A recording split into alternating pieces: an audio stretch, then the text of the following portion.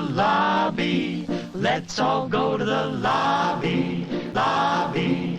Let's all go to the lobby to get ourselves a treat. Hello, horror hounds, and welcome to Now Slaying, an It Slays podcast production where we break down the latest and greatest in the world of horror. I'm your not-so-humble host, Colton. I'm Rowan. And today on the show, we're going to be reviewing a big one. It's time for Scream 6, which was released March 10th, 2023, exclusively in theaters. But before we get to the discussion, we actually reviewed Scream 2022 on the main show, and you guys reviewed Scream 1996 for your 2-year anniversary before I joined the show. Yeah. So some of our listeners may already know where yourself and I stand on the franchise. But in case they missed those episodes, Rowan, what are your thoughts on the Scream franchise as a whole? And based on those thoughts, were you looking forward to Scream 6? So I'm ready to get braided in the streets again. Oh, no. I think I Did said... I set you up? Yeah, I think I said when we did the review on the main show for the first one from 96, I said I was never a huge Scream guy. Like, I'd seen it, I liked it, but I never went out in the theater and like made sure to see them whenever they came out. I wasn't renting it when the day it dropped. I just kind of, when I saw them, I saw them. It just wasn't up there for horror franchises with me. I don't know if much has changed on that since kind of this reinvigoration of it. When we reviewed the first one, I think we unanimously slayed that one. It is very good. There's a reason. Yeah, and you're talking about the 1996 like the 96 one, right? As one, the first one, yeah. Okay. Yeah. And it is a great one, but I can't say that I revisit all the other ones like all the time. But yeah, I think that was all your questions. Well, were you looking forward to the new one? Well, this one I was, because we, like you said, we reviewed 5 or Scream 2022. Yeah. And I feel like I was the highest one on it on that episode. I actually just listened to it just to make sure. Yeah. Mike gave it a slay. You gave it a strong yay, and I gave it an okay.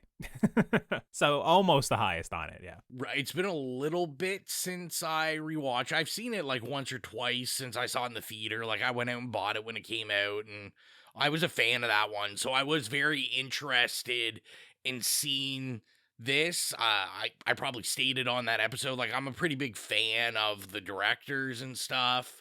I liked their indie work, so I am always interested in what they're doing. What about you? What are your feelings on the franchise? How do you feel? Were you excited for this one? For people that wouldn't know. Yeah, so apologies if I'm also like repeating myself, but yeah, I've seen all the Scream movies, but really only truly enjoyed the first one from 1996. To be fair, it's been a long time since I've seen Scream 2 through 4. But I've not had too much of a pull to like go back and revisit them, similar to yourself. Also, as I mentioned on the main show, it was a bit of a hot take that I gave the 2022 one only an okay. So honestly, I wasn't really looking forward to this one too much. Like I didn't avoid reviews or trailers or anything like that like I usually do when I'm very much looking forward to a movie. But what did get me excited for this was the buzz when the social media embargo lifted, because some of the critics I follow and generally agree with wound up very much enjoying this one. And that, coupled with Jenna Ortega's growing star power, made me hopefully, made me kind of hope that they would make her a main character in this one, which also got me marginally more excited to check out. And so was that excitement warranted? Before I get into that, I think we should just throw it on over to the trailer.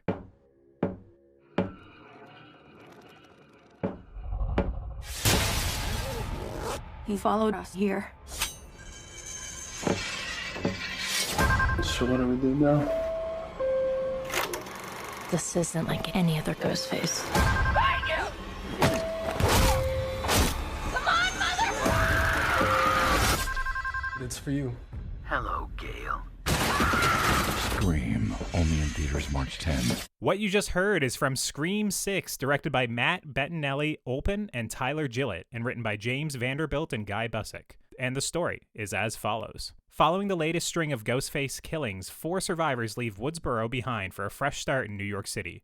but it isn't long before a new Ghostface killer appears, bringing with it some big carnage to the Big Apple. Now, here on Now Slang, we like to keep things relatively spoiler-free up front before getting into the more in-depth spoiler-filled discussion. So, Rowan, what are your spoiler-free thoughts on Scream 6? All right, so we'll get into it. You know what? I figure we'll start it off with the story. I was gonna discuss. So I did do. I know Colton didn't. I did the 3D fan event that I guess they did all over Canada.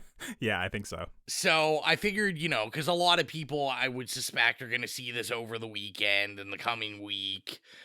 So you might be saying to yourself, like, what? Did I miss out on the greatest night of my life, or the greatest supper time? Because it started at, I think, 5 o'clock everywhere. So they were whining and dining you. Yeah.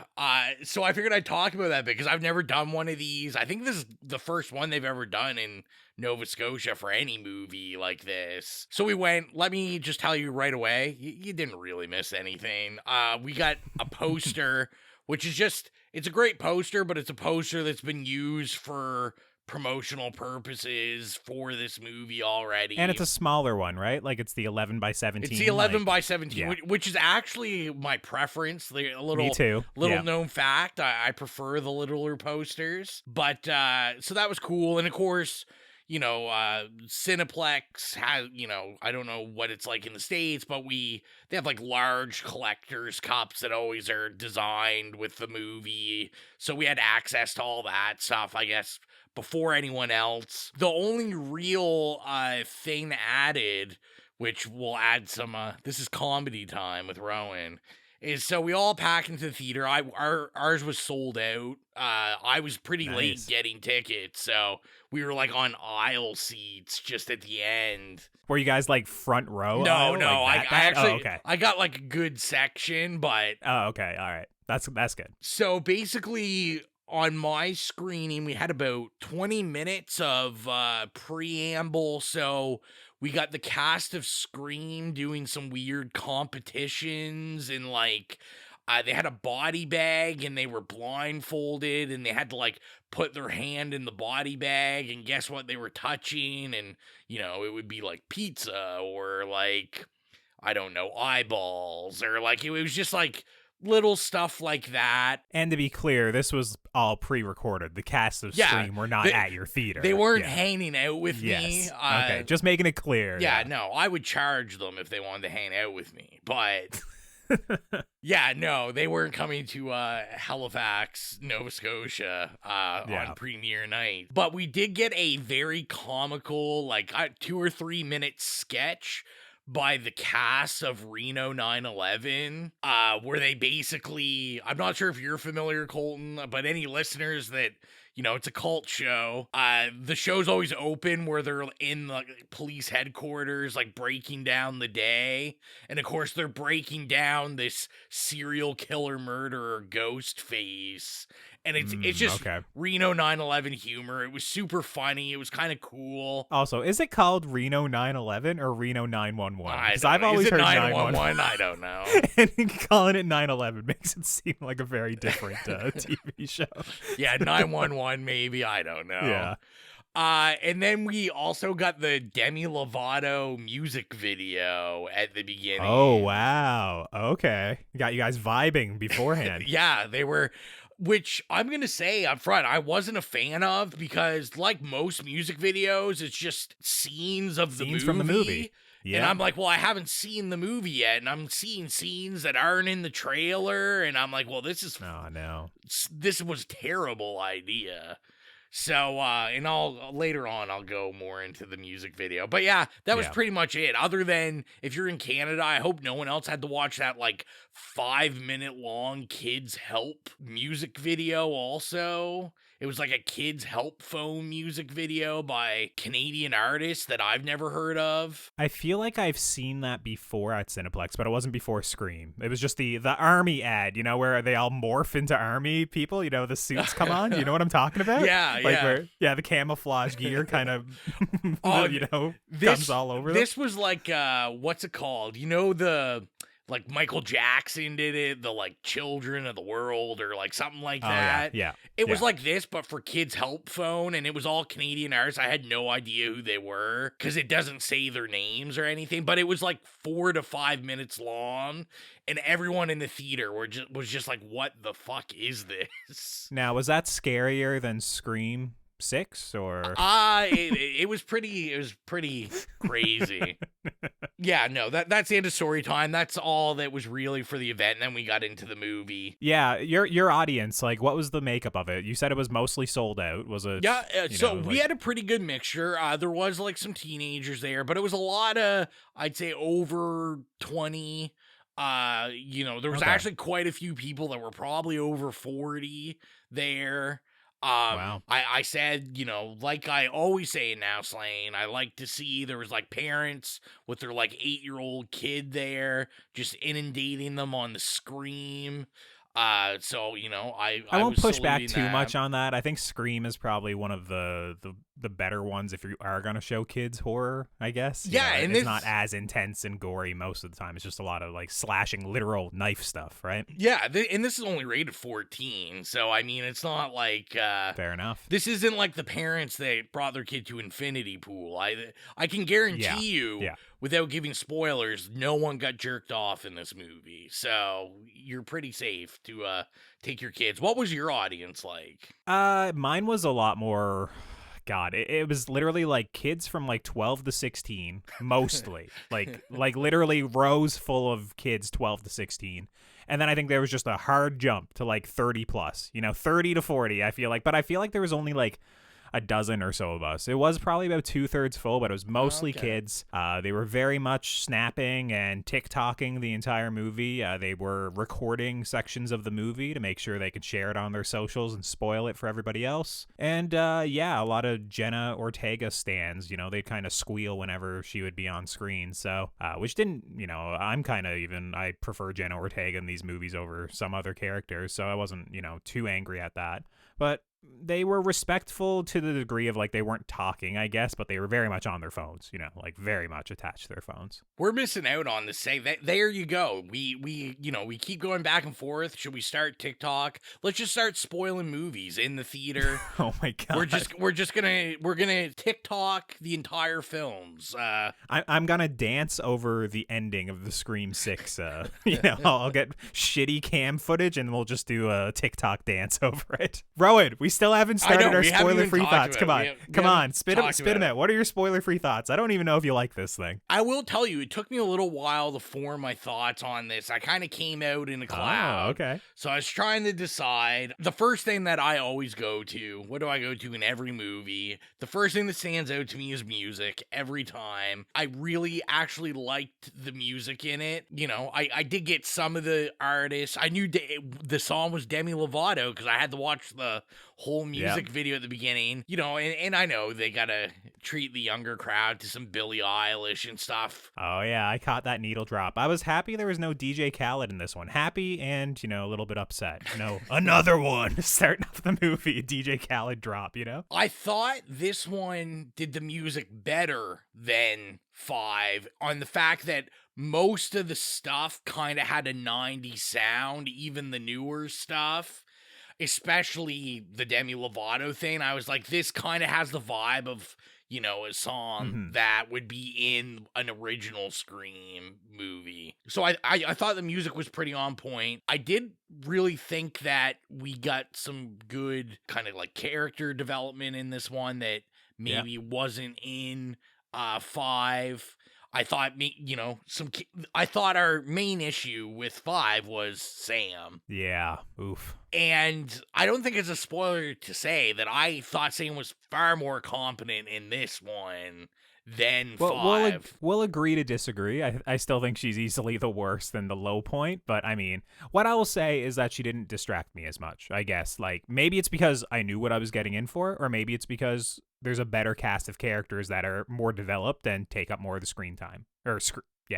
I almost said screen time, but yeah, screen time. Jesus, in the spoiler-free section, I'm already going hot takes. I could have took or left Ortega in this one. Ooh, oh man. I thought for sure maybe. I didn't know what they were going to do with this character. I was a little worried coming into it because I was kind of like, is she so big now that, you know, this is going to be a situation where, like, we need to get her out of this franchise. Yeah. I do like her. I like her in everything I see. I thought Sam was a stronger character in this one than her character. I thought, you know, is it because I get to see Skeet Ulrich just for a second? Maybe my attraction to him, as stated many times, clouds that judgment. But I don't know. I just thought Sam had more character like development, more character plots in this. I mean, obviously, you know, this franchise, we just gotta live with this is our Sydney, is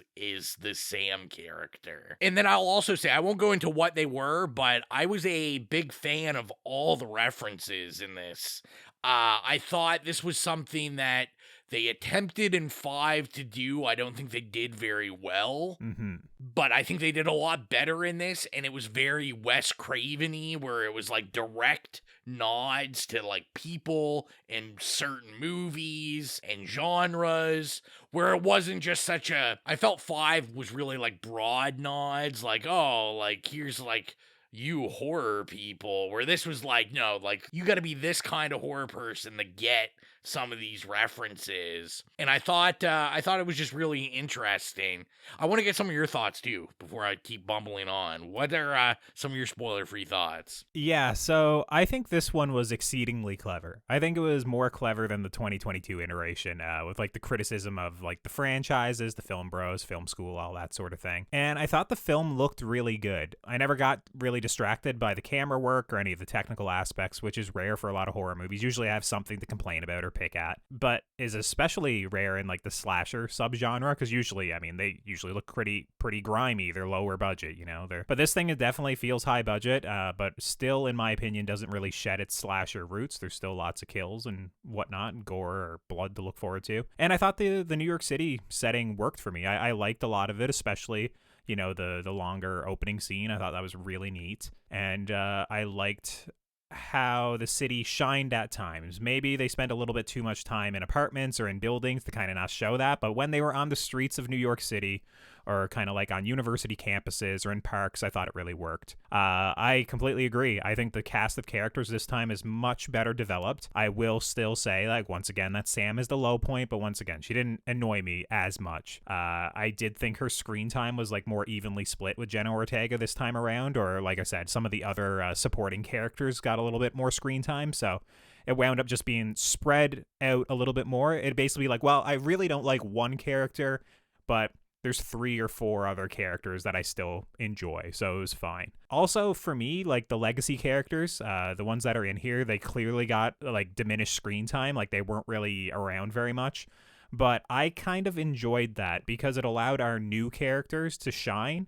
And when they were around, it was kind of like a garnish on like a good dish already. I was like, okay, yeah, cool, you're back. You got a scene or two. But like, it wasn't like distractingly so. It wasn't like we're bringing in someone for the third act to put everything on its head and like kind of distract from the movie we were telling. So I did enjoy that.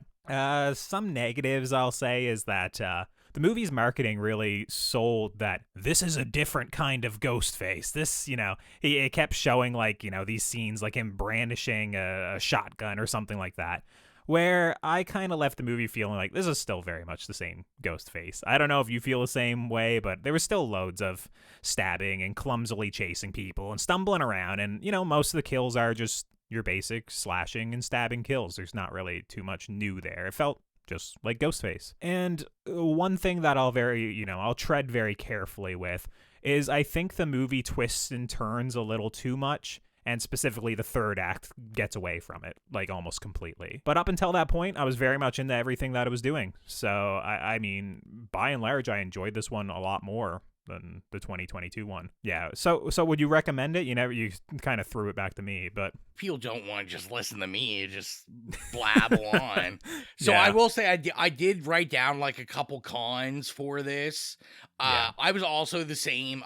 Now I was totally against. I didn't even like the one scene, which isn't a spoiler because it's in the trailer, of Ghostface with the with shotgun. a shotgun. Yeah. Because I'm like, well, then we're not a slasher. Like, we're totally losing the point of this. I didn't like it in this movie at all. I think even with that scene, which I can go into more detail in the spoiler section, but I did think there were some pacing issues in this. I don't think this needed to be a 2-hour movie. I think if this was like an hour and a half, it probably would have been Classic Rowan. Everything needs better. to be shorter. Yeah. Well, I feel like we've learned. We have like 40 years of slashers now that like that 90 minutes is like 80, 90 minutes is what you need for your slasher and you're good. I just thought there was a lot of, I did love the character building, but I did think it was a little long in the tooth and parts where I was just kind of like, is this something I really needed or I like really cared about? Now, like you, I did think the third half kind of did, run away from itself. Yeah. I thought overall, I was a little disappointed in just the murder mystery side of this, which, that's what these movies basically are, or whodunits. Yeah, trying to figure out who the killer is. Yeah, this one I think is probably the most nonsensical and just like thin plot. Like there's a lot of plot holes that stuff just didn't make sense. It wasn't logical. And I just thought, like, they really didn't focus. It seemed like they didn't focus on that part of the film where one of the things that was so great with Wes Craven's stuff was that, like, every beat, when you get those reveals in the end, you're like, oh, yeah, it totally makes sense that they could have done this at this time and done this stuff. Where this one, it was just like, I'm not buying half of this stuff. Yeah, and once again, I want to tread really carefully here. That's all I'm saying think, about it. Yeah, I think it's one that you can't really figure out the killer. Like, the movie kind of cheats a little bit, and some of the leaps in logic and the explanations for things certainly are, you gotta take them or leave them. It's a bit much for sure. And then really the only other con I had, which was something I raved about loving about 5, which I feel is a very, a very me thing, and probably the general public doesn't agree with me, is even though I had to look it up, I really thought the first one was rated R. And it seems when I looked it up, it wasn't. It was rated 14 also. Okay. But I felt like 5 was a little more brutal. It was a little more, not as campy killing. Like, I remember when we talked about Dewey dying and just, like, really getting, like, the thump and the brutality and, like, even the look of the blood. Like, it was, I don't even know how to describe it. I always describe it as, it's not as crazy, but I call it like Rob Zombie brutality. Like, it's just like making things a little darker, a little less, I always look at these Scream movies almost like comic booky. Like, they're very kind of campy, outrageous. They're self-aware, obviously. Where 5, I just felt like the kills were there was a little more to them. Where I think if you really like the Scream franchise, you'll like the kills in this better, because I think the kills are more in line with what the kills are like in most of these movies, where 5, I think, deviated from that, and I actually did like that deviation. I feel like I'm one of the only ones that overly like that deviation. Yeah, I'm wondering about your rating thing, because I just Googled both, because I was sure they swore in the movie a couple of times. Yeah, they did. From what I Googled, the MPA has both of them rated R. Oh, okay. So I don't know if maybe it's a Canadian thing where they have it like PG-14, but like... Yeah, it must be, because I know at the theater it's 14. Okay. And I think I looked on IMDb or yeah, somewhere. That's what I have up right now. It says rated R for... This is 2022. Rated R for strong, bloody violence, language throughout, and sexual references. But either way, I do kind of agree that the kills in this one didn't really feel as impactful as Scream 2022. Yeah. Don't think. Yeah, it was just a lot of stabbing, essentially. That's what I thought. So I will leave that by saying my recommendation. I do recommend this. I mean, Scream is here to stay. I think it is a fun time. I think you're gonna have a fun time with it if you go see it. Even if you're not a huge Scream person. I mean, we've both kind of said that neither of us are. You know, I think you're pretty safe. I don't really know why, but if you didn't want to watch all the old movies, like, you could literally just watch 2022 and 100%. jump on anything that you need to know, they'll explain in this movie. Yeah, I think it was a good time. I think it's worth seeing in the theater. I mean, I'm usually always going to say that. It's a horror movie in the theater. Go support it. But yeah, I think it's worth your time. Yeah, I'm similarly, positive, at least, in terms of giving it a recommendation. It's an easy recommendation for me. Like I said, I thought this was a significant step up from 2022, at least in my issues with 2022. I thought it had better writing, a more developed cast of characters, and like I said, I really liked the New York City setting. Because it also helped kind of set it apart from the first movie. Like, it wasn't just another small town like so many slashers are. I think this is an easy recommend for me. It's my favorite thing, I'd say, that we covered on Now Slaying so far in 2023, at least. You know, there's obviously a lot left of the year, but I very much enjoyed it. So I can't wait for Scream 7, and hopefully they can actually make a killer ending next time around. So yeah, that's a recommendation from both of us, I guess. Yeah. And I think it's about time to cut to the spoiler discussion for Scream 6. We are now in the spoiler discussion for Scream 6, so if you've not seen Scream 6, it's time to tune out and come back once you've seen the movie, or keep listening if you simply don't care. I think it makes the most sense for us to start off with discussing the third act of this thing, because we were tiptoeing around it, and it seems like we both have a lot of issues with it. What do you want to start with the third act? What was your biggest issue with it? I mean, my biggest issue with it was, so we get the reveal, Quinn, Wayne, Ethan are the killers. Mm-hmm. And, you know, from what I can think of, I was trying to think, it's been a while since I've seen, like, 3 and 4. We basically have Quinn just come back from the dead. Like, apparently it was her death is entirely practical fake. effects. They write it off that they're in film school, so they have access to these practical effects that they can use. Yeah. The Ethan character, I had a lot of issues with in general. I thought it was just a really cheap way to have another killer, because like he's the only character that's pretty much not developed at all. Not in at this all. movie. And he kind of comes and goes all throughout the movie. He's the very obvious choice for the Ghostface killer, and I think even what's her name? Is it Mindy in the movie? Yeah. Mindy even points it out, like when she's doing her big diatribe on like what you have to do to develop a franchise. I think she calls him Ghostface. That, like, yeah, very much. Like, basically, he's like, you're the one that if this is a franchise, you would be Ghostface. And then, what do you know? He's one of the Ghostfaces. And then we have Wayne, Detective Wayne. Which I could kind of get the callback reference now to, we have Stu's mom is the killer, and 2, there's no spoilers on that. That movie's like, no. I mean, they also spoil it in this movie. They literally go, movie by movie of the movies we've seen, and then skip the other like 5 stab entries or whatever. But they go like based on the real killings, are the movies we see. I was kind of like, we've already done this before in this franchise. Mm-hmm. Like, it just, to me, it was just weird. And then he talks about, like, oh, well, I got the call about Quinn being dead, so I replaced the body with another body. And I was just like, yeah, because no one would notice that it's not your daughter. Like, it just didn't make sense that he snuck in this body in, like, the apartment without any police noticing.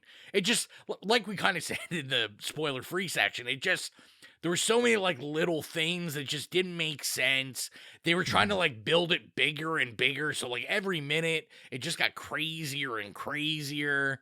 And I was just like, man, like, we get it. You can just stop here. Like, okay, these are the killers. Yeah, it's almost like you actually have to buy into a lot more as well, because you have to buy in to the fact that they bought out this theater in New York City as a shrine to Ghostface and the stab movies and the Scream movies, And then you have to basically be led along that they're going to create this as a kill house, which, once again, it's Jenna Ortega's character that comes up with the plan, I'm pretty sure, or like Sam. It's not like one of the other characters. It's not Ghostface coming up with this plan, so it just works out really conveniently for the killers. Then we also get revealed that Kirby no longer works for the FBI and had a mental health crisis and has been gone for 2 months, but we also don't get the confirmation whether or not that's true, I don't think, unless I'm missing something, because it comes from the detective, one of the killers, but we don't know. So then I'm like wondering, like, why is that beat even in there? And then only then do we get the reveal of like, oh, it's like a Ghostface family. Like there's 3 of them, and it's also like, it's not only that they're a family,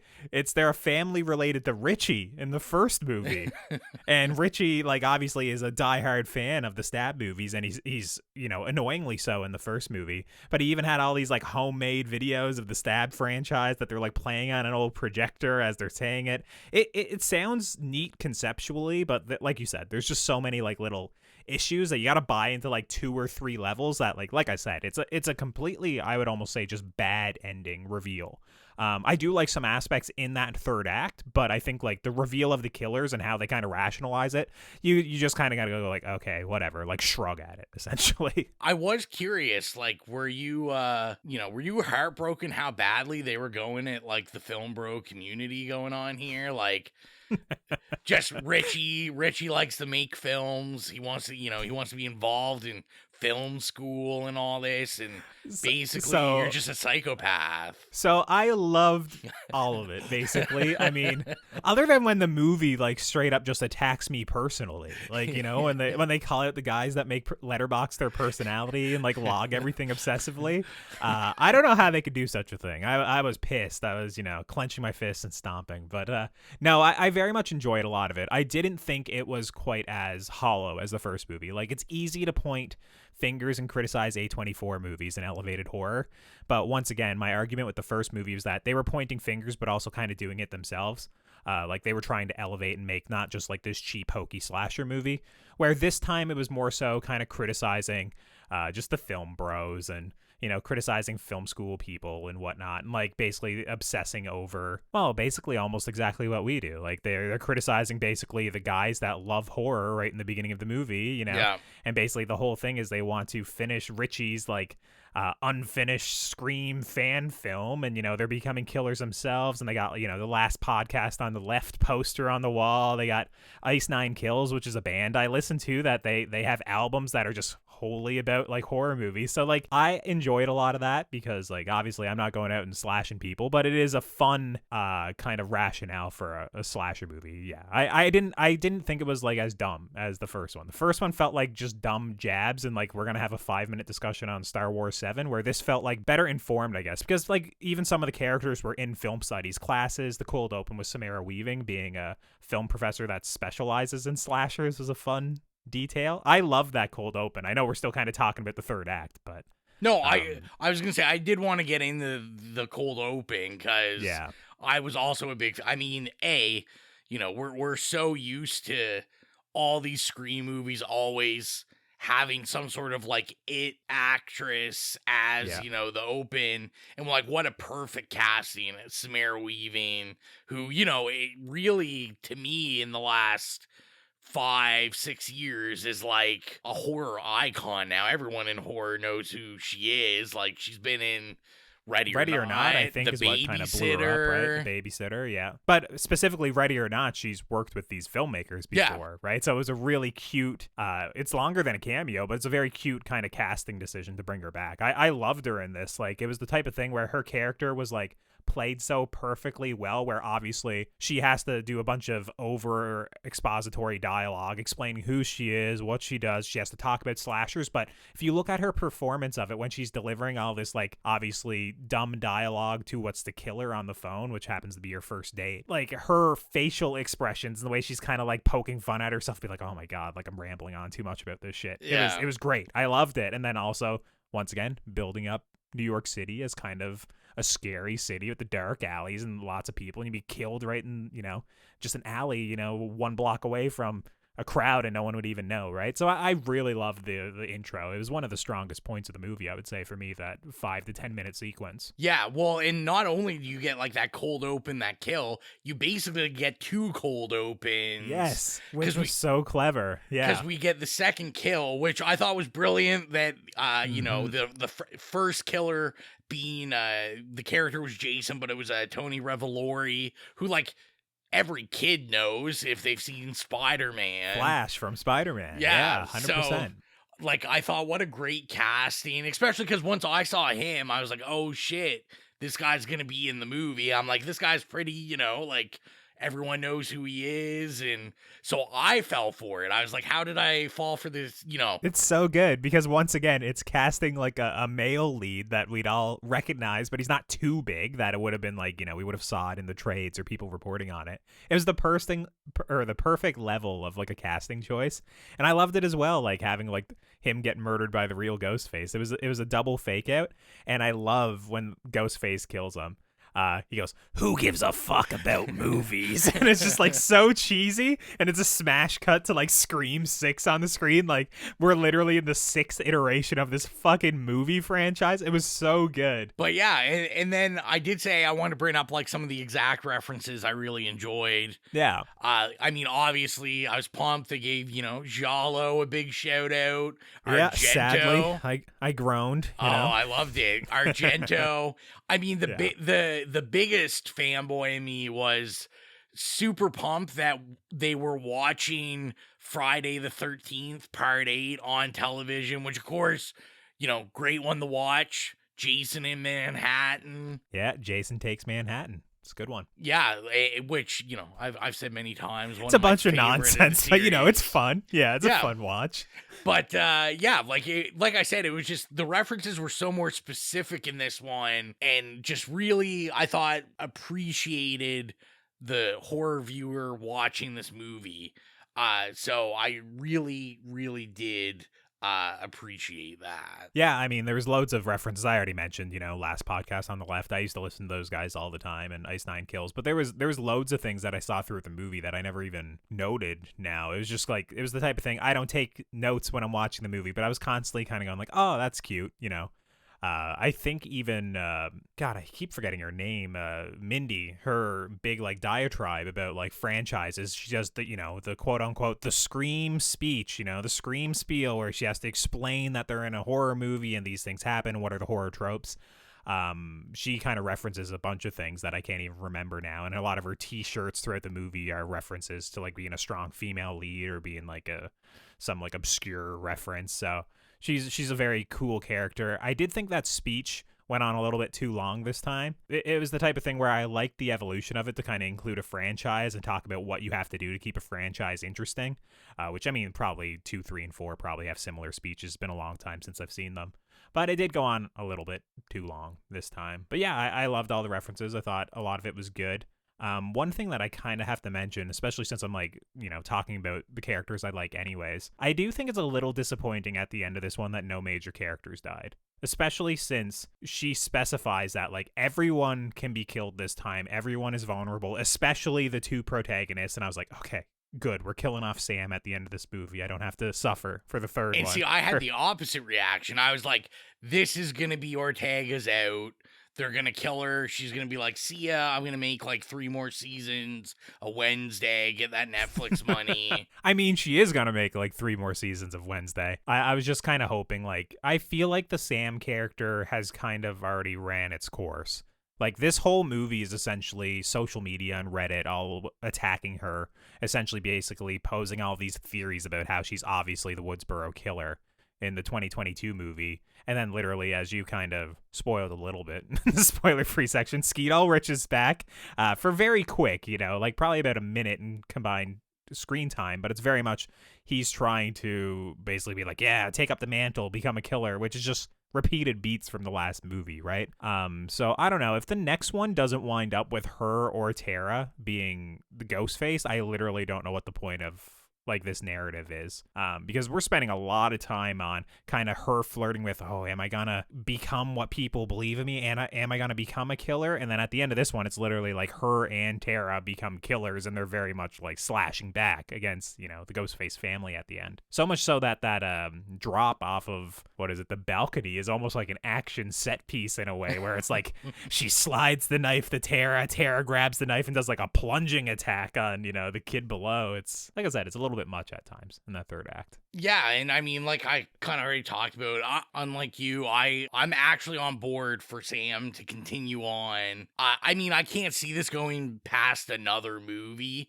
They're gonna wrap it up. It'll be a trilogy for sure. I feel like, you know, we need a little more Skeet Ulrich. Something needs to happen. Let's just get a full Haunting vibe going on, like some ghosts. Yeah, I still think that maybe to subvert what we think, I still feel like maybe they'll make Ortega the killer. Which I'm fine with it, but I think it has to be one of them. And the thing is, it's just Sam. I don't know. I really don't like the actress. I don't know. Like, I do agree that she's more fleshed out in this movie, and like I said, she didn't annoy me quite as much, but it's just like, I'm done with this whole narrative. I would have been 100% fine if she was killed. Is Jenna Ortega the best in this movie? I don't know. I'd probably still say she is. I just really like her. And in like a lot of other movies. I haven't seen Wednesday, so I'm not like a fucking stan or something, but I did really like her in what she was doing. I liked her kind of trying to keep living.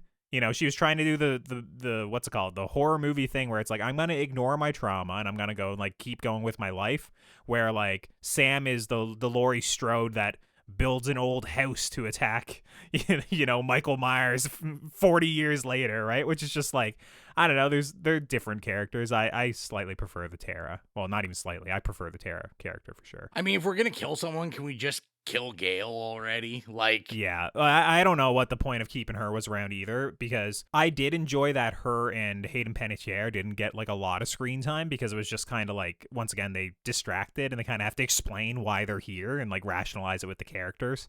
But also, it's just like Courtney Cox in this movie looked pretty run down, is what I'll say. I'm trying to be nice, but like, I was like, bro, like, she doesn't have it anymore.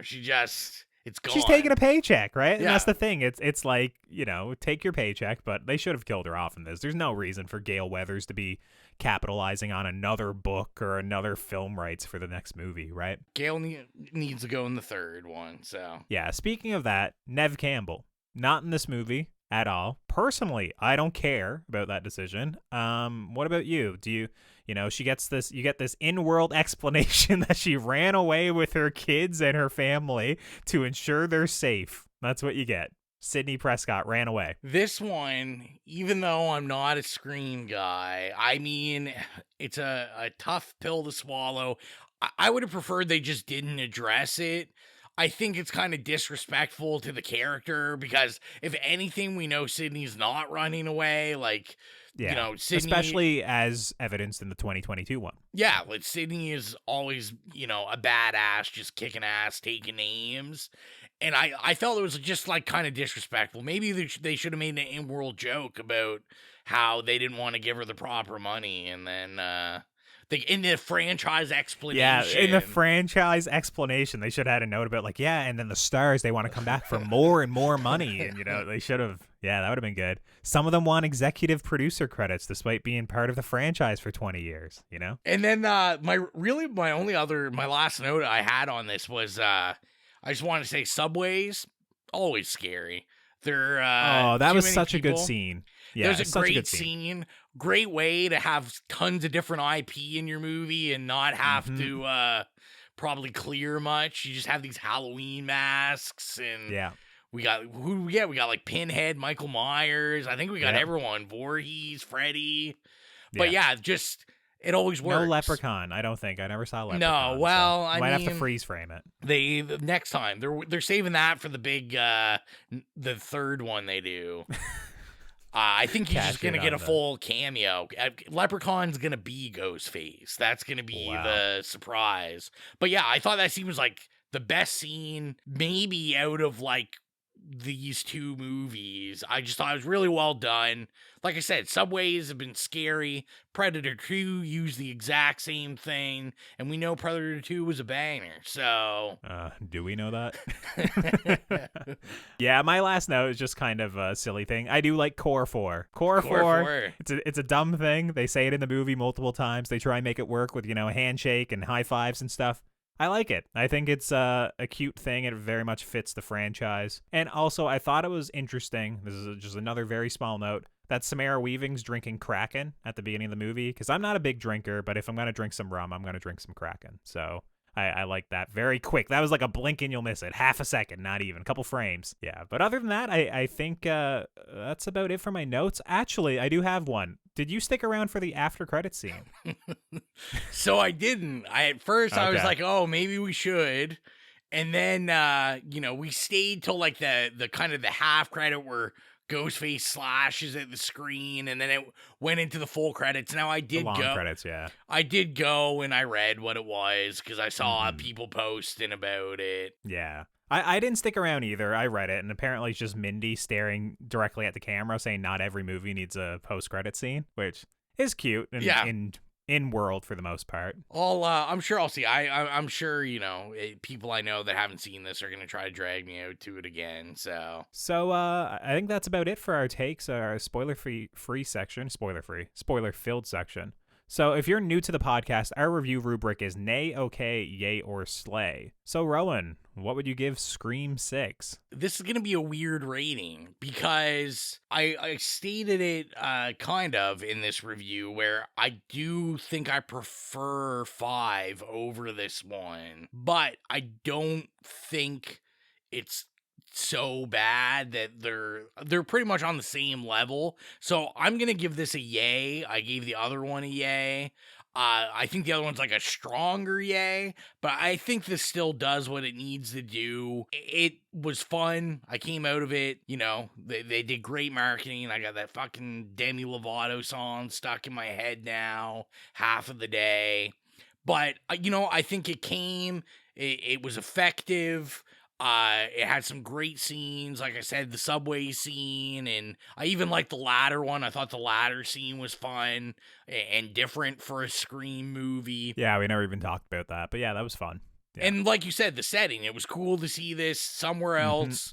So not Woodsboro and not, like I know in 3, it's in Hollywood. So I like to see these out of their element so we can add some other things in. And I'm not going to harp on all the cons. We already said them. Like the third act, it kind of falls apart.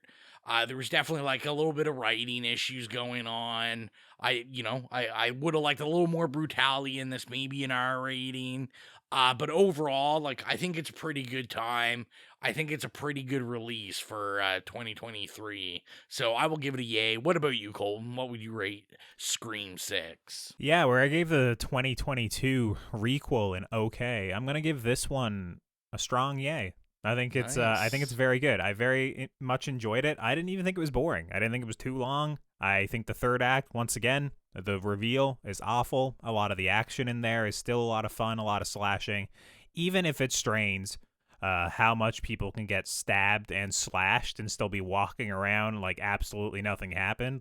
I think Tara, Jenna Ortega, literally gets shanked in the back, right at the beginning of the third act, and she doesn't even react to being shanked in the back until 10 minutes later. So it's a bit silly. You got to kind of buy into all that. So yeah, with a silly third act, I still think, in my opinion, it's a significant step up. The things they're kind of poking fun at this time worked better for me. It wasn't just hollow, easy shots. It was more thought out. The world itself makes sense why they're taking shots at film school. Their film studies professor was murdered. People in their classes are going to those classes. There's film fans in their lives. Whereas the other one was just weird. Like I said, I think the movie was very well done in terms of its budget. I thought it looked really sleek. It didn't even distract from the slasher stuff for me, despite it being so sleek, which sometimes there is that kind of, it's well, it's a slasher, should it look grimy? I thought it still looked really good. I enjoyed it. And like I said, I enjoyed all the characters other than Sam again. So for me, it's a very strong yay. I very much prefer this one over the 2022 one, which I don't know if it's going to be a hot take or not. It's they're both even right now on Rotten Tomatoes, and Letterboxd, I think there's a slight uptick towards this one, but it's also a lot newer. Yeah. So who knows? Jury's out, but yeah, for me, I'd say this one's strong yay. I very much enjoyed it. And if you made it this far in the show and you're not following us on our socials already, you can do so at It Slays Podcast. We're on Instagram, Facebook, Twitter, Slasher, Letterboxd. Basically, if there's a social media, we're there at It Slays Podcast.